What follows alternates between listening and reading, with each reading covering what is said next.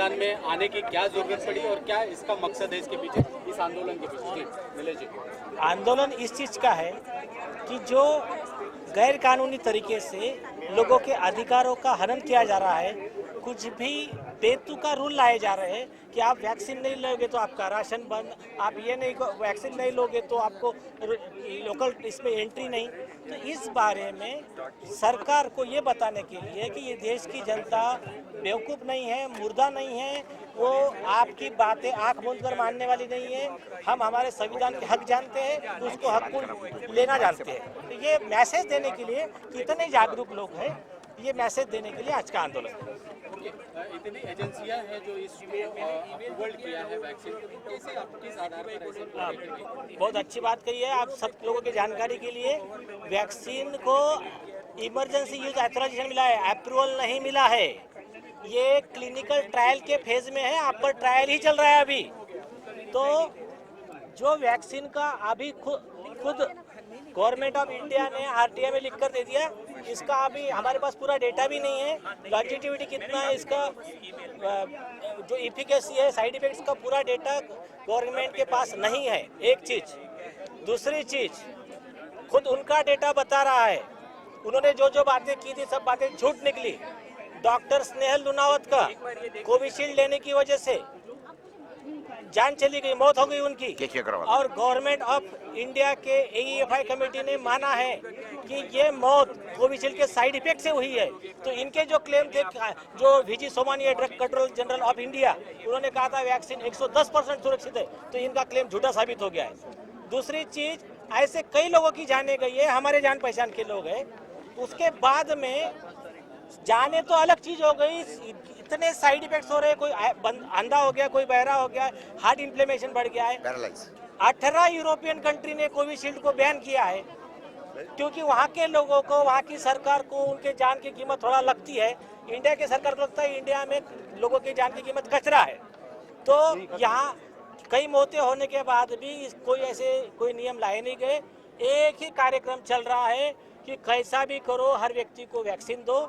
ये इतने अंधे हैं, ये नहीं सोच रहे जिसको एलर्जी है, या फिर खुद गवर्नमेंट ऑफ इंडिया का प्रोटोकॉल कहता है, आयुष प्रोटोकॉल कहता है, आंध्र प्रदेश हाईकोर्ट का जजमेंट है, 50 अलग अलग रेमेडीज है। आनंदिया का मेडिसिन को आंध्र प्रदेश हाईकोर्ट ने अप्रूव किया है।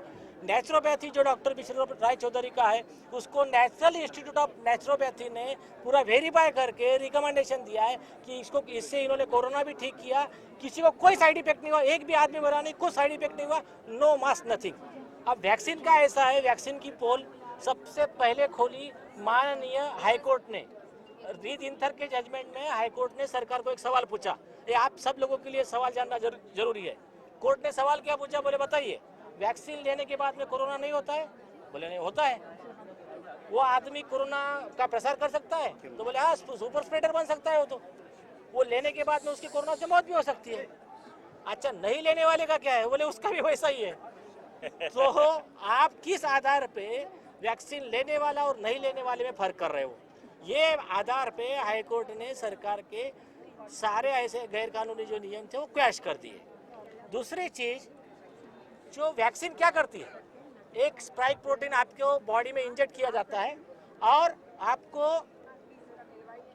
लड़ाई के लिए तैयार किया जाता है, ताकि जब ओरिजिनल वायरस से लड़ाई हो तो आपके बॉडी में एंटीबॉडी रहे। आप गौर कीजिए, एक आपने गली में मैच खेल लिया और बाद में जाके सीधा ऑस्ट्रेलिया की टीम से भिड़ गए, तो वो ऑस्ट्रेलिया का फास्ट बॉलर जब बॉलिंग करेगा आपको आउट भी कर देगा, मुंह भी फोड़ देगा आपका। तो इसके बारे में सबसे बेस्ट, इस दुनिया का सबसे सेफ पर्सन कौन है? तो एम्स के जो डॉक्टर संजीव राय है, दुनिया के 81 कंट्रीज के, अलग अलग कंट्रीज के जो रिसर्च पेपर्स 81, कई लाखों लोगों पे रिसर्च करने के बाद उन्होंने कहा कि सबसे सेफ पर्सन कौन है? जिसको कोरोना होकर गया है या कोरोना का विषाणु छू कर गया है। ऐसे इंडिया में 70% से ज्यादा लोग हैं। तो जो आदमी आज मर्सिडीज में बैठा है, तो ये बिल गेट के गुलाम ये क्या कहते हैं कि आप इसको ऑटो में बैठाओ तो ये कंफर्ट रहेगा। जो नेचुरल इम्यूनिटी को उन्होंने बोला है 13 time robust and better. Vaccine लगने के बाद में उनका कहना है कि तुरंत 2-4 महीने में वो खत्म हो जा रहा है उसका पावर।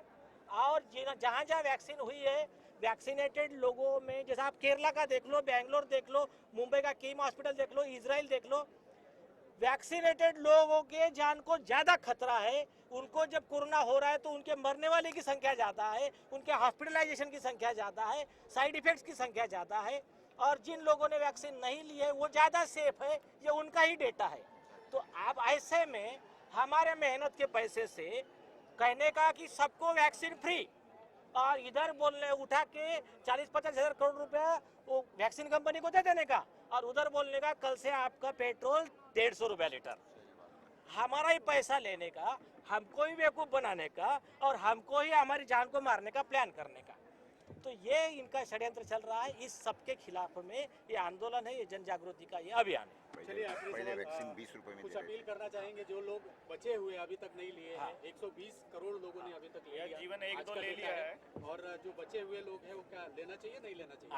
आप क्वेश्चन है मेरा एक सेकंड इनका होने दीजिए। देखिए, इसके पहले एक बात और मैं कंप्लीट करता हूँ। भोरे साहब ने बहुत सही बोला, वैक्सीन के जो ये है कोवैक्सीन वाले भारत बायोटेक के, उन्होंने क्या कहा था, जब वैक्सीन आएगा तो हम कितने रुपए में देंगे? 20 रुपए। बिस्लेरी की बोतल से भी सस्ते में रहेगा, मतलब 20 रुपए से कम में रहेगा। आज कितने में दिया जा रहा है? गवर्नमेंट को 300 में, और कॉमन मैन को 1000-1500 जो भी है, जो प्राइवेट हॉस्पिटल से लेंगे। तो ये 100 करोड़ 125 करोड़ वैक्सीन दे रहे हैं, तो उसकी ये कितना हो रहा है? हजारों करोड़ रुपए का करप्शन हो रहा है। 20 रुपए की वैक्सीन 300 में कैसे जा रही है फिर? और जब इमरजेंसी है, डिजास्टर मैनेजमेंट एक्ट रूल लागू है, तो ऐसे में सरकार प्राइवेट हॉस्पिटल टेक ओवर कर रही है, तो ये वैक्सीन कंपनी को भी टेक ओवर कर सकती है। आप इनका प्रॉफिट बंद कर दो, इनको बोलना नो लॉस, इमरजेंसी है ना, लोगों के रोजगार बंद करा दिया आपने, तो आप नो लॉस नो प्रॉफिट में बेचना चालू करो, कोई आपको बोलेगा नहीं कि वैक्सीन लो करके। ये सारा खेल कमीशन का है।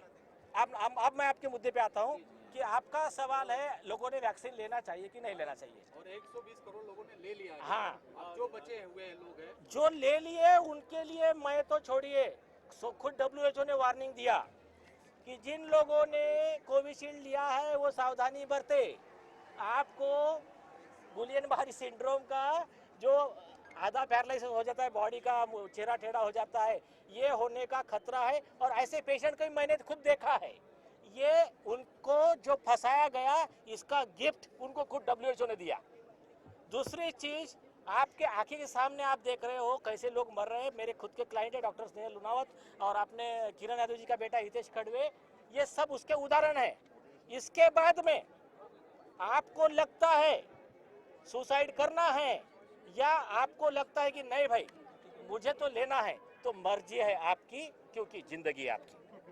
और अगर जिन्होंने ले लिया है उनको हम लोग न्यूट्रल कर सकते हैं। हमारे देश में ऐसी पैथियां हैं, डिटॉक्स। हमारी उसका डिटॉक्सिफिकेशन किया जा सकता है, उनके बॉडी से उसको, वो जो वैक्सीन ले लिया उसका जहर निकाला जा सकता है। तो आप वो लोग हम लोगों से कांटेक्ट करें। हमारे पास में ऐसी डॉक्टरों की टीम है जो उनके डिटॉक्सिफिकेशन का काम भी करेंगी। ये एम और हमारी संस्थाएं, स्वदेशी भारत आंदोलन जैसी संस्थाएं जो है वो उनका डिटॉक्सिफिकेशन का काम करेंगी। तो आपके माध्यम से, आपके मीडिया के माध्यम से अगर वो हमसे संपर्क करते हैं तो हमारे सब तरफ नंबर्स है, उनको बोलिए कि हमसे संपर्क करें। प्रयत्न करें। और आपने एक चीज, आपने एक प्रश्न पूछा कि 10 करोड़ लोग के लिए हमारा क्या मैसेज है, तो मैं कहना चाहूंगा कि हमारे 130 करोड़ लोग के लिए मैसेज है कि ये 2 पे रुकने नहीं वाले। फ्यूचर में आपको तीसरा आएगा, चौथा आएगा। तो उसके लिए भी हम, इजराइल में हो रहा है, यूके में भी वैक्सीनेटेड का डेफिनेशन ही चेंज कर दिया कि जिन लोग ने अभी 3 लिए उनको ही फुल्ली वैक्सीनेटेड माना जाएगा।